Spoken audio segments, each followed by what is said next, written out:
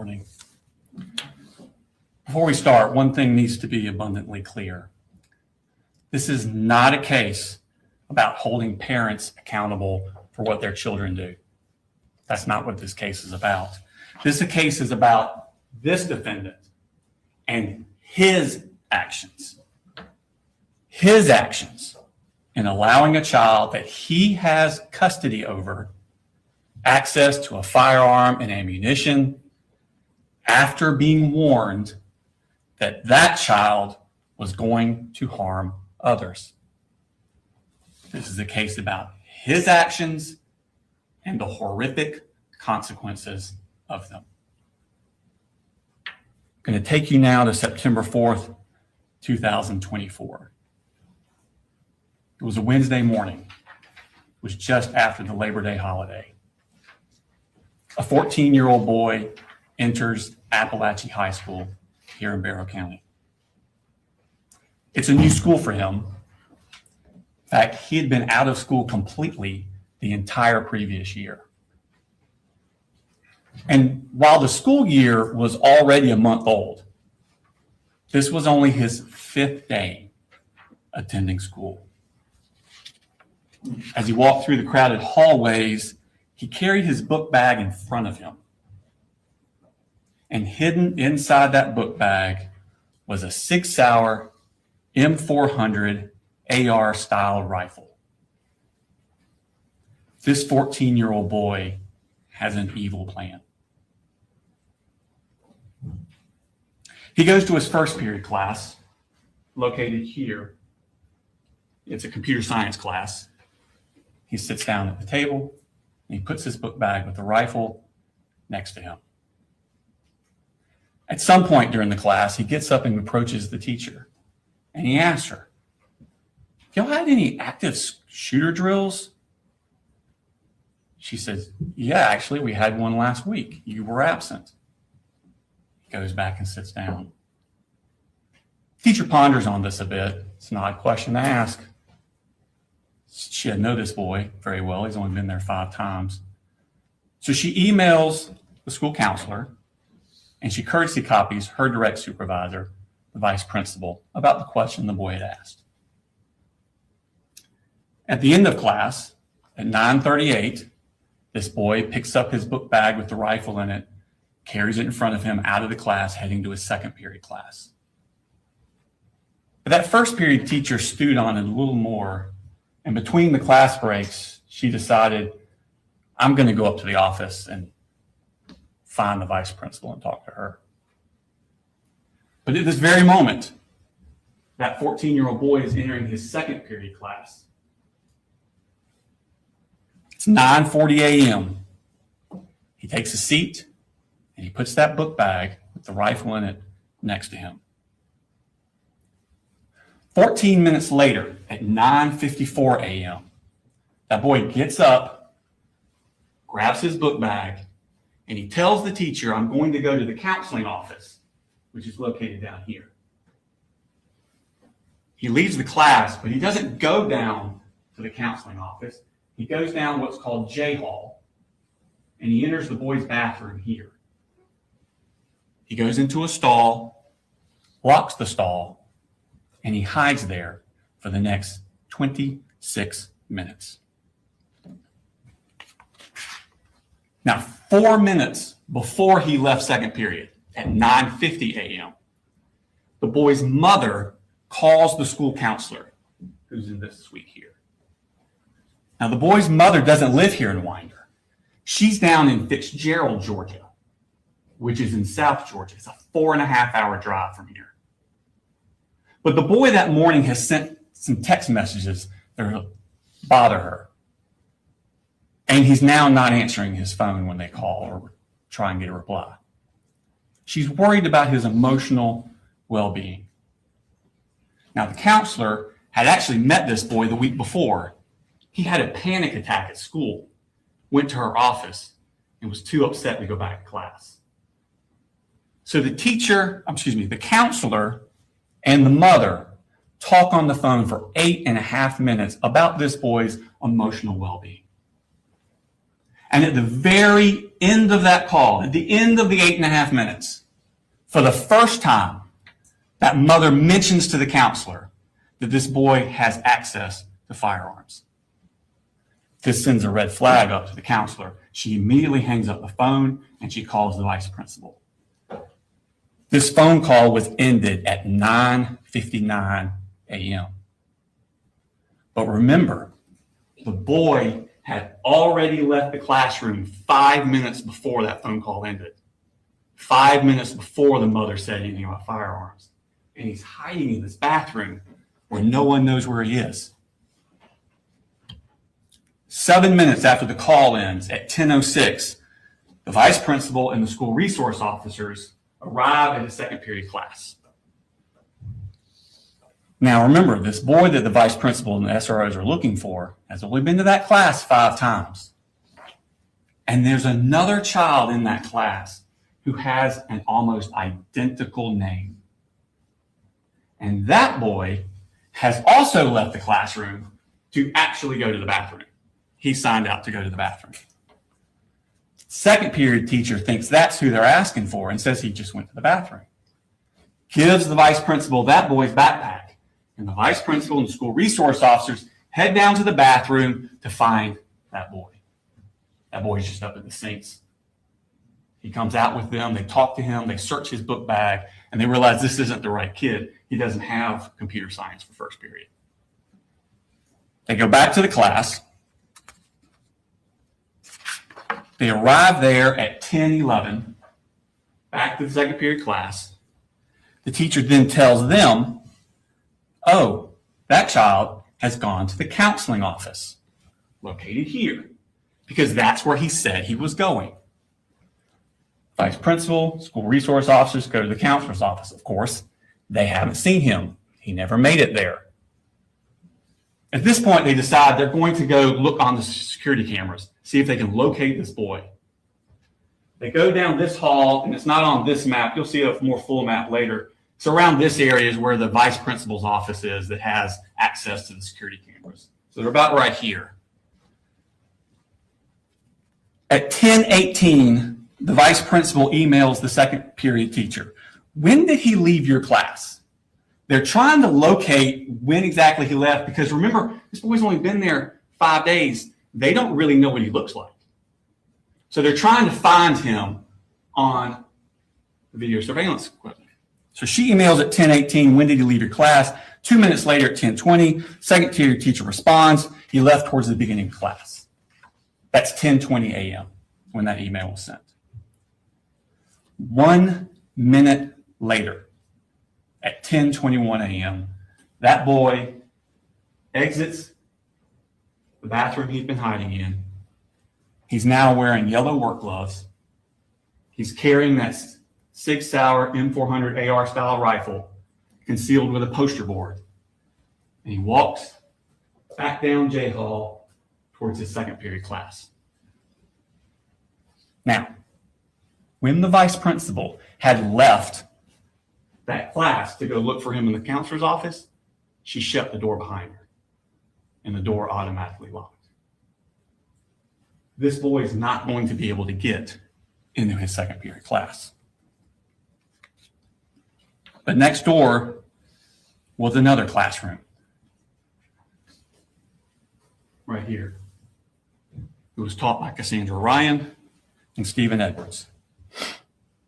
And inside that class were the following students: Landon Adams, Christian Angulo, Jackson Beaver, Hayden Bowen, Jalene Brady, Michaela Brown, William Carricker, Marquez Coleman, Melanie Delira Castaneda, Natalie Griffith, Taylor Jones, Kendez Lawrence, Martin Moreno Galdamez, Tyler Moon, Ariana Norman, Brittany Rubio, Mason Skirmerhorn, Ronaldo Vega, and Nautica Walton. At 10:20, Mason Skirmerhorn, who's in that room, leaves to go to the bathroom. and the door does not shut behind them. Mason goes down this hallway. He actually passes the shooter in the hallway, and Mason goes into the bathroom. The shooter goes to his second period class. The door's locked. He knocks on the door.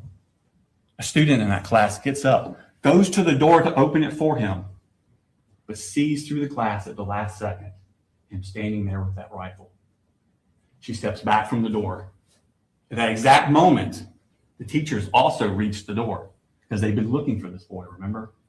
And she sees through the glass him standing there outside their door with that 6-hour M400. She immediately presses a button on a lanyard that's around her neck that locks down the school.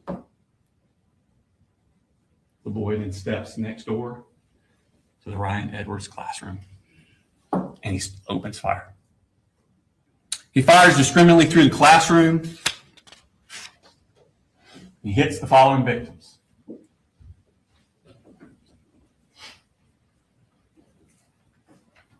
Melanie Lyra Castaneda seated here. This is the door he comes into. She's seated here.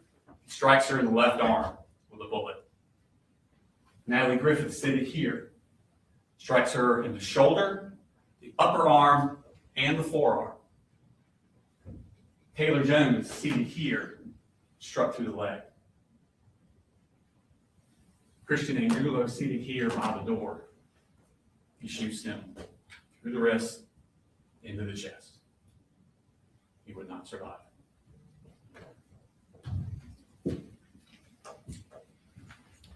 Jackson Beaver, Ronaldo Vega, and Nautica Walton were also in that room. They were struck by shrapnel from the bullets ricocheting around the room. When he finishes shooting, the shooter then leaves. He runs down J Hall. He's looking for more victims. Christina Ieremy is a teacher in this classroom. She hears the commotion. She steps out, looks down the hall. The shooter is about here. He shoots her through the neck before she can get back in the room. She would not survive. Richard Aspinwall is coming out of this room on I Hall.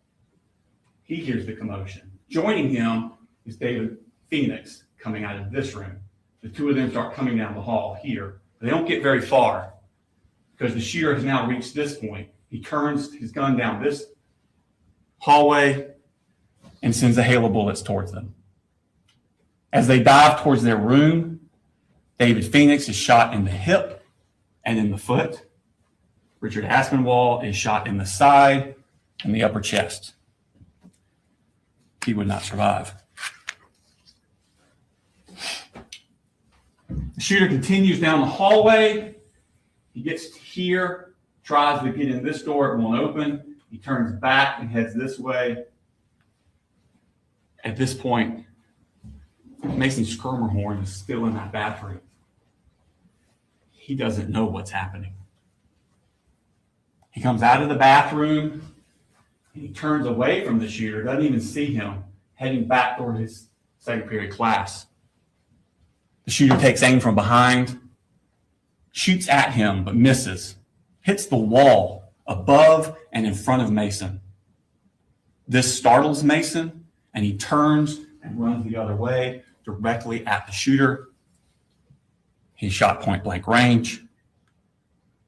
He would not survive. Shooter's here. He then aims his gun down K Hall. And Zane Zinni is locked out of his classroom here. He's in the shooter's sights. Now, before the shooting started, two school resource officers, Donovan Boyd and Brandon King, were in the vestibule area, the atrium, I think they call it, in this area, right outside the vice principal's office. They're waiting for the vice principal to find this boy and go get him. They're waiting out there in the atrium, and they hear the gunshots coming from this side. And those two deputies ran towards the gunshots. They come down this hallway here, and they turn the corner. And they see the shooter here with his rifle aimed towards Zane Zinni. and they yell for him to drop the gun and get on the ground. And he complies before he gets a shot off at Zane Zinni. The officers rush down here, they secure him, and they secure that 6-hour M400 AR style rifle. And out of his pockets, they find 3 more magazines loaded.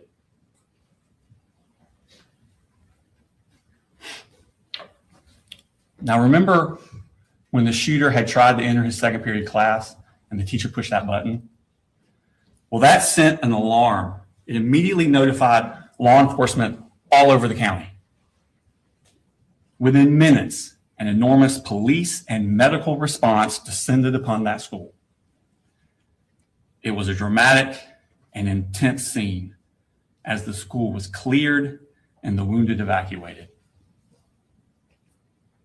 But to make matters worse, they were getting additional threats, fake threats, about other shooters at all the other schools in the county. Law enforcement now had to be diverted to these other schools to clear them, to make sure people were safe.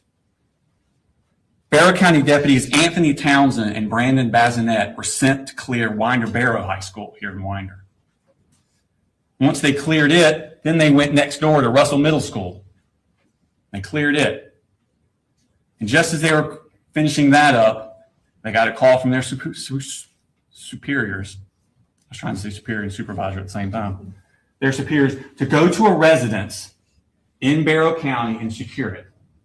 They were just given an address. They don't know why they're going there. They were just told, go to this residence and secure it until other officers can arrive. Where they're going is the shooter's house.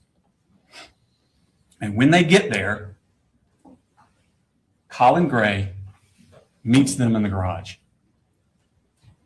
And without any prompting, because remember, they don't know why they're there. They don't know who this guy is. Without any prompting, he blurts out, "I knew it. My little girl just texted me. She's in middle school. She said we're in lockdown." I'm like, God Almighty, please tell me your brother didn't do something. Agents with the Georgia Bureau of Investigations arrived shortly thereafter, and they begin a search of the house. And inside that house, in that 14-year-old boy's bedroom, on the wall, they find this shrine, for a better word. Those pictures are all of the same person, Nicholas Cruz.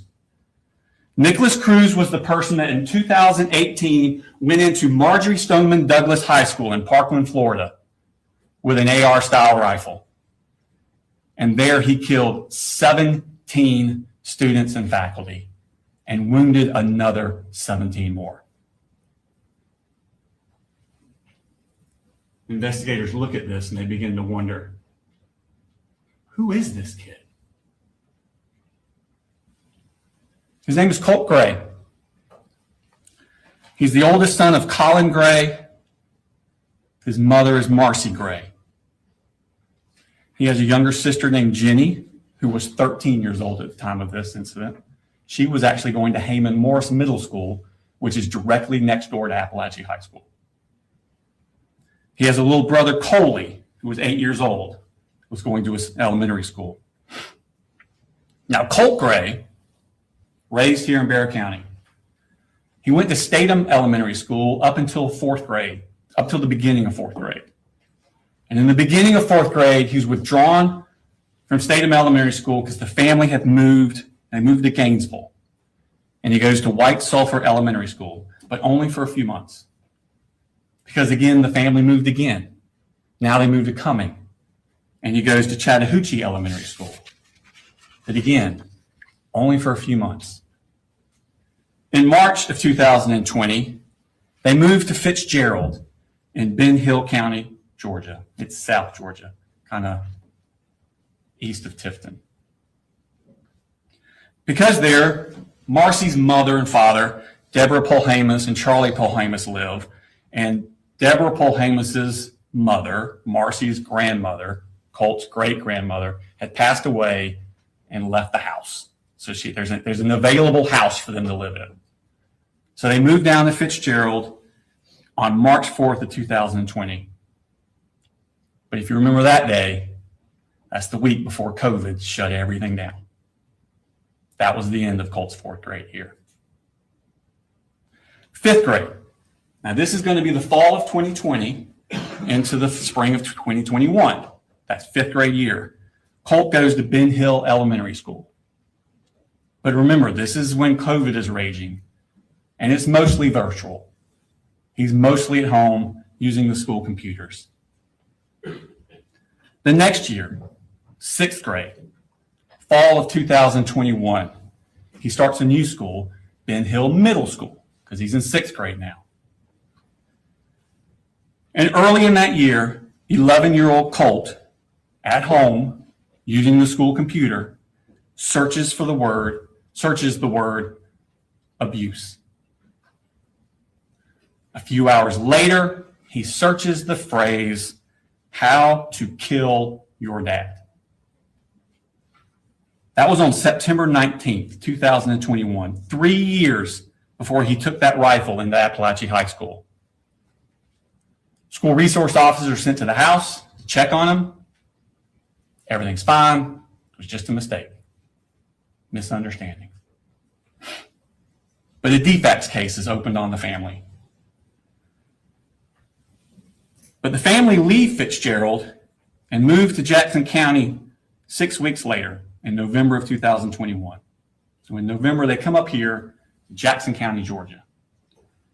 But they don't enroll the kids in school until February of 2022. Colt finishes out his 6th grade year at West Jackson Middle School.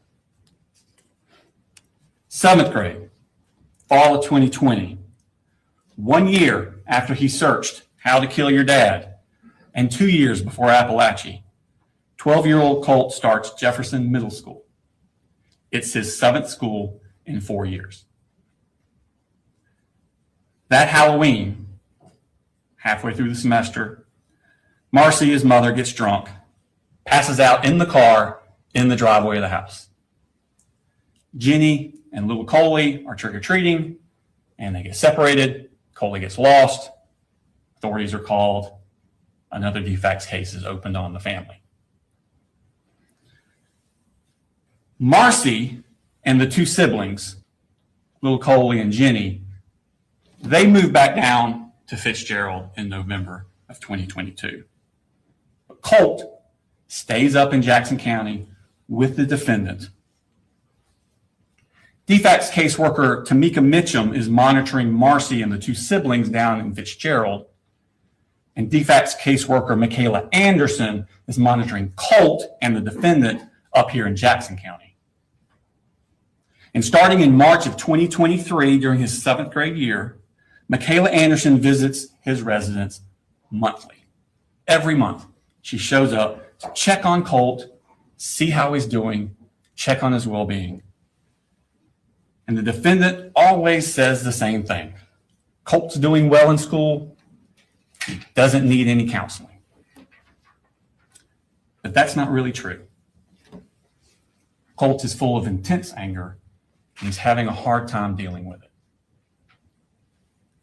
On Sunday, May 21st, 2023, this is the end of Colt's 7th grade year at Jefferson Middle School. In fact, classes had ended that Friday, and this is that Sunday. And on that Sunday, the Jackson County Sheriff's Office gets a tip from the FBI. There's an app that you can get on your computer called Discord. And this app is popular with video game enthusiasts, but it allows people from all over the world to talk to each other on the computer. And users in a chat room on this app, a true crime chat room, report to the FBI that another user is threatening to shoot up an elementary school. This user is threatening to do this. It says they have access to guns. It says they plan to do it within the next 2 years. The FBI passes this tip on to Jackson County because when you look at the IP address of that user, it comes back to a Colin Gray and an address in Jackson County. Deputy Justin Elliott and investigator Dan Miller go to that address. Now, the current resident of that address has 2 daughters, and they don't use Discord. But they're new to that address, and they keep getting the mail of the previous tenant, Colin Gray. Deputy Elliott and investigator Miller then go to his new address. They speak with the defendant at his house, and they tell him about this threat on Discord. And they ask him, does Colt have access to guns? Which he does. But the defendant says that he and Colt, they take this school shooting stuff very seriously. And Colt denies to these officers that it was him on Discord. He says his Discord account got hacked. The defendant makes no mention to these officers that less than 2 years before, Ben Hill officers had also been to his house when Colt searched How to Kill Your Dad, also on a computer. But before they left, investigator Miller asked the defendant to please restrict Colt's access to guns. Less than 3 weeks later, when DFACS agent Michaela Anderson goes back out to the house like she's been doing monthly to meet with the defendant, and again, she asks, how's Colt doing? He makes no mention to her of this visit from the sheriff's office. 2 weeks after that, on June 23rd, the defendant signs a lease to move out of Jackson County into Winder. But he doesn't tell Michaela Anderson he was planning on doing that, and he never tells DFACS that he did do that. She just keeps going to an empty house. 2 months later, in August, it's time for another school year. Colt's not at Jefferson Middle School anymore. 13-year-old Colt is enrolled at Heyman Morris Middle School. This is the middle school in Winder that's directly next door to Appalachian High School. This is supposed to be his 8th grade year. But he's withdrawn from that school 3 days later. He never attends it. Instead, Colt goes back down to Fitzgerald to live with his mother, Marcy. And while he's in Fitzgerald, Colt is still filled with anger. He's still having trouble dealing with it. He's becoming violent. He breaks windows. He cuts up things with a knife. He even starts cutting on himself with that knife. These are the scars from after he was arrested after the shooting a year later. Colt's grandfather, Charlie Polhamus, is at his wit's end. He actually calls the police on Colt. And at the beginning of October 2023, just a few weeks after being in Fitzgerald, Colt comes back up here to Winder to live with the defendant. But he does not attend school. 2 weeks later, on October 13th, down in Fitzgerald, Marcy, who you remember is still being checked on by DFACS, tests positive for drugs. She's going to lose the kids. DFACS worker Tamika Mitchum, who's been monitoring Marcy, calls the defendant, tells him to come down to Fitzgerald to pick up the other 2 kids, Jenny and Coley, and bring them back up. He now has sole custody of the 3 kids. Marcy's to have no unsupervised contact. But Tamika Mitchum also stresses to the defendant to get the kids in school and counseling as soon as possible. He does neither of these things. 3 weeks after the kids are brought up here, on November 6th, 2023, back down in Fitzgerald, Marcy basically goes crazy. She wants to come up to Winder. She wants her mother, Deborah Polhamus, to bring her to Winder. And Deborah Polhamus says, you ain't going to Winder. So Marcy duct tapes her mother to the chair steals her car, drives up to Winder, goes to the defendant's house, keys his truck, and gets arrested. She spends some time in the Bexar County Jail before she's transferred to the Ben Hill County Jail for the charges down there. And while she's down there, she's released on bond to an inpatient drug treatment facility in South Georgia. She has no supervision during this time over Colt. Now, back up here in Barrow County, it's been a chaotic few months for Colt. But that Christmas, after the cuttings and the things with the Jackson County and the moms going crazy, testing positive drugs, that Christmas, the defendant, 7 months after he was told by Jackson County Sheriff's Office of possible school shooter threats and being asked to restrict Colt's access to guns, the defendant buys and gives 13-year-old Colt that Sig Sauer M400 as his Christmas present. And he allows Colt to keep this rifle propped up in Colt's room.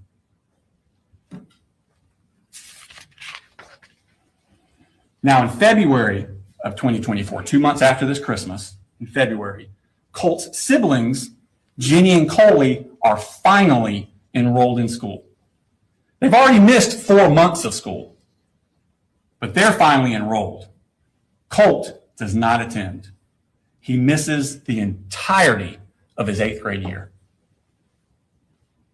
But during that spring, when Colt's not in school, the defendant continues to buy accessories for his Christmas present rifle. He buys a sight-marked ultra-shot sight to go on the rifle. He buys a bungee sling to go for the rifle. He buys an accessory rail set. He buys a 45-degree offset iron sights. And he buys a lot of ammunition. That summer, 2024, Colt is now 14.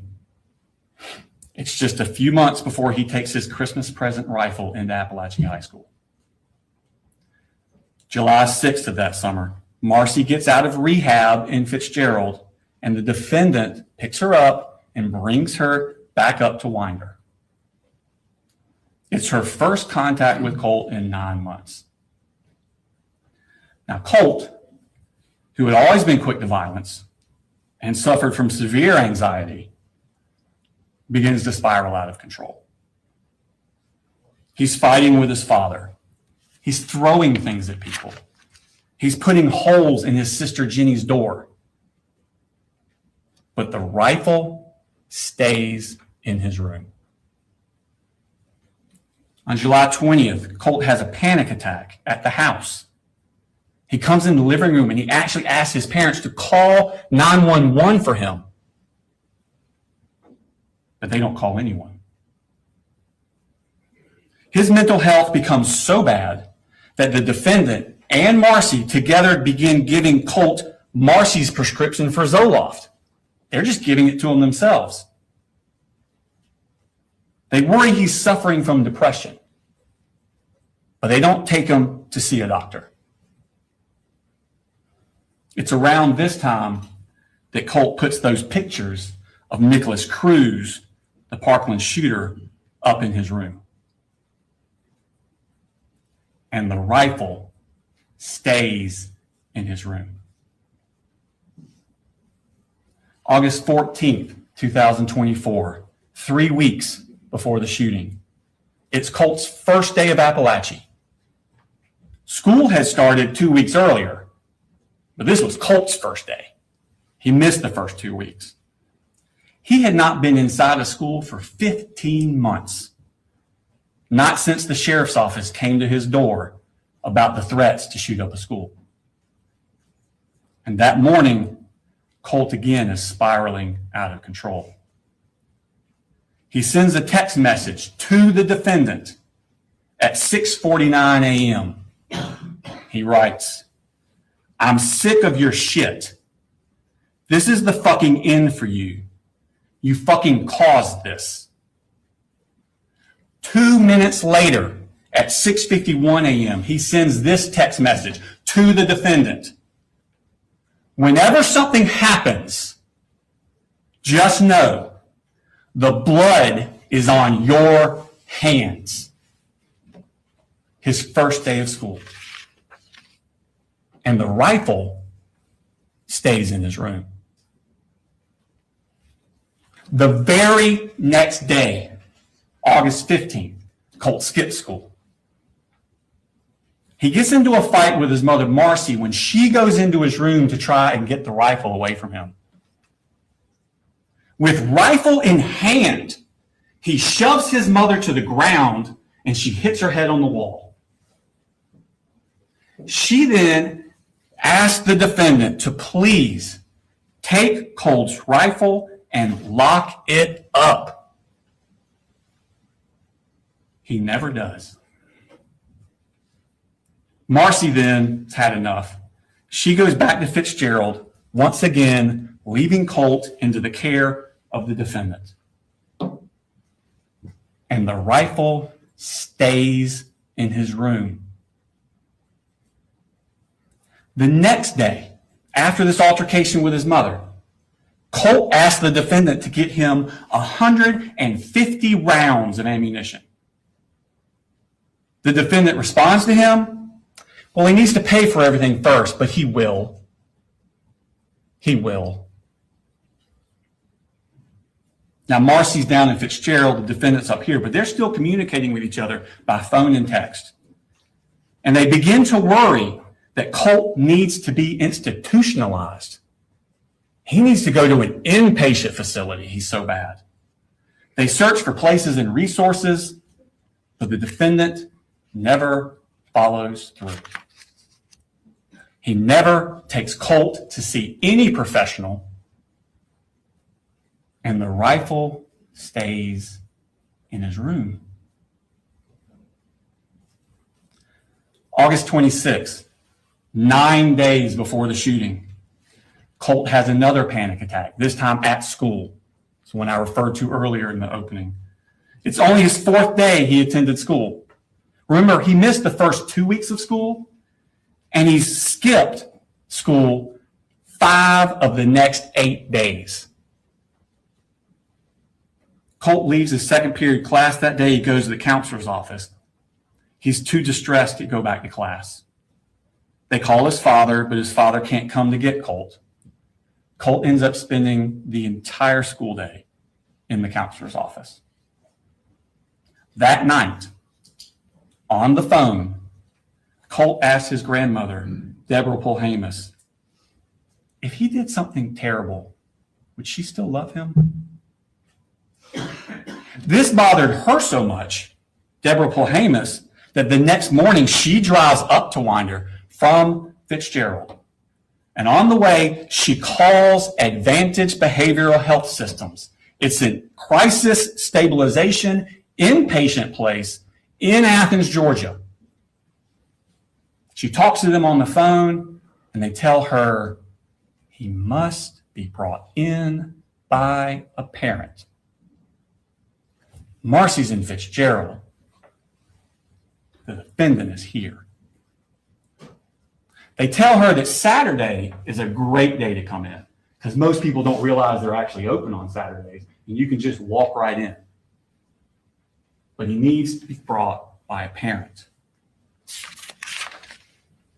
Deborah asked the defendant to take Colt on that Saturday, which would have been August 31st. He doesn't. Wednesday, August the 28th, Colt skips school. This is 2 days after that panic attack, the day after Deborah Polhamus is called crisis advantage behavioral. Colt tells the defendant that he hears voices telling him what to do. This is 3 days before the defendant is supposed to take Colt to advantage behavioral, and 1 week before the shooting. At 7:44 a.m. that morning, Colt texts the defendant, I have to kind of dance around the inconvenient truth at times. I have no control over what these things say and tell me to do. And the rifle stays in his room. Colt skipped school again the next day, which is a Thursday. That Friday and Monday, school is closed for the Labor Day holiday. And that Tuesday, September 3rd, Colt skipped school again. That brings us back around to that Wednesday morning, September 4th, 2024. Those pictures of Nicholas Cruz are still on his wall, and that rifle is still in his room. The defendant leaves to take little Coley to school. Jenny leaves on her bus for Heyman Morris Middle School, which again is directly next door to Appalachia High School. Colt gets his rifle, gets extra magazines, puts them in his book bag. He wraps a poster board around the part of the rifle that sticks out of the bag, and he takes a hat with a Fender guitar logo on it, a stocking hat, and puts it over the top so you can't see it. And then he heads out to meet the bus. A few hours later, just like he'd been warning he was going to do, Colt murders 4 people. Now, after the shooting, which I will remind you happened at 10:22 a.m. So after that, at 11:01 a.m., Jenny, the daughter, texts her father. 3 people are dead at the high school. The defendant texts back a minute later, "How do you know? How do you know?" She responds, "People are saying, and there was an email. Please, I'm scared." She then texts the defendant, "I can't call you. I'm in a lockdown." At 12:19, the defendant texts Jenny, "Jenny, have you talked to your brother?" Jenny replies, "No. But I think we're thinking the same thing, and I don't want to talk about it over text."